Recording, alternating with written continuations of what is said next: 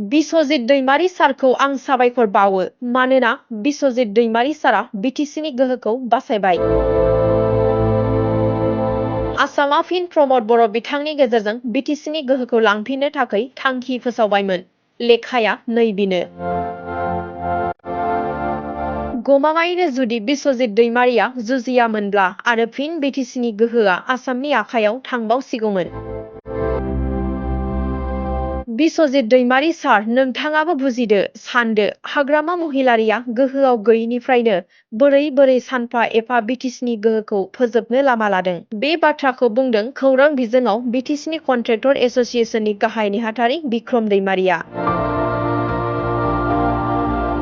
दिनै आं बे ससियेल मिडियानि गेजेरजों रायजोनि गेजेराव बिस्वजित दैमारी सार बिथांखौ आं साबायखर बावहोनो नागिरदों। बिथाङा बिटिसिनि गोहोखौ बासायनायनि थाखाय।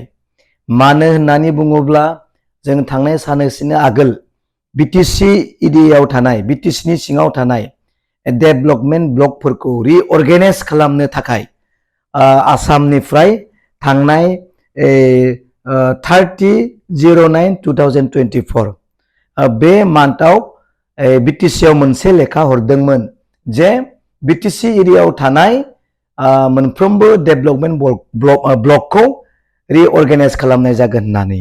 नाथाय बे आसामा बुंहरनाय लेखानि सायाव मानगोनां बिस्वजित दैमारी सारा प्रटेस्ट खालामदोंमोन जे बिब्दि खालामोब्ला 6 सिडिउलाव थानाय गोहोआ जोंहा दिनै स्क्रैप्स जायो। दिनै बिटिसिआ गावनो अर्गानाइज खालामनो हायो, गावनो सोदांनानै लानो हायो। आसामा बेखौ इन्टारफेयार खालामनाङा, हस्तक्षेप खालामनाङा, बेयो जों बिटिसिआ गावनो खालामनानै लानो हायो होननानै बिथाङा आसामनियाव दिनै प्रटेस्ट खालामदोंमोन आरो रेजेक्ट खालामदोंमन। आरो थिग बेबायदिनो नै थांनाय साननैसो आगोल आसाम सरकारा बुंहरफिनबाय जे 6 सिडिउलाव थानाय एरियाफोराव बा डेभेलपमेन्ट ब्लकफोरखौ जोंनि आसामनिफ्राय जेबो अर्गानाइज खालामनाय जालिया आरो रिअर्गानाइज खालामनाय जालिया होननानै आसामा बै आगोलनि लाइजामखौ केन्सेल खालामबाय। दा आं बेखौसो बुंनो नागिरदों, गमामायैनो जुदि बिस्वजित सारा बै प्रमद बर' बिथांनो हरनाय लाइजामखौ प्रमद बर' बिथांनि सरकारनो हरनाय लाइजामखौ मोजाङै नायनानै जुदि बिजिरामोनब्ला आरोबाव फिन दिनै जोंनि गोहोआ आसामाव थांबावसिगौमोन। दिनै जों सोरखौ गाज्रि मोननो? दिनै मानगोनां प्रमद बर'आ मोनथिनानैबो मोनथियै बायदि, बेजों थाग्राफोरा इन्टेलेक्सुवेलफोरा गिदिर गिदिर नेताफोरा दिनै मोनथिनानैबो मोनथियै बायदि आसामनि आखायाव जोंनि गोहोआ मोनसेनि उनाव मोनसे, सानसेनि उनाव सानसे, सानफा बिदिनो जोबलांगासिनो दङ। बिनिखाय दिनै आङो खावलायदों प्रमद बर' बिथांजों थाफानाय लिडार्सफोरा, दिनै इन्टेलेक्सुवेलफोरा दिनै बेफोरखौ साननानै नाय। मानगोनां बिस्वजित दैमारिया बोरैबा जुदि नायसननानै जुदि बेखौ रेजेक्ट खालामामोनब्ला, अबजेक्सन खालामामोनब्ला जोंनि गोहो आरोबाव दिनै ब्लकफोरनि जितु रिअर्गानाइज खालामनाय बियो आसामनि आखायाव थांबावसिगौमोन। बेयाव माबा होननानै बुंदों, बे माबाखौहाय डिस्ट्रिक्ट लेभेल कमिटि होननानै बुंदों। बे डिस्ट्रिक्ट लेभेल कमिटियाव जोंनि MCLA EM मानगोनां प्रमद बर'आ जेबो मेम्बार गैयामोन। बेनिखायनो आसामासो बेखौ सालायगौमोन।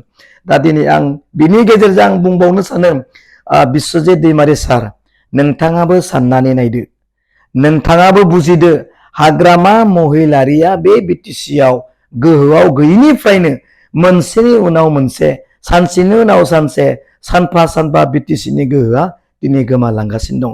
दिनै सोरखौ गाज्रि मोननो? आसामखौ गाज्रि मोननो ना प्रमद बर'खौ बिथांखौ गाज्रि मोननो? दिनै बिथांमोननि लोगोआनो, थाजाबनाय गभर्नमेन्टआनो प्रमद बर'नि दुरबल बे सरकार खुंनायखौ नुनानै दिनै जोंनि गोहोफोरखौ लांबाय थानो नागिरदों।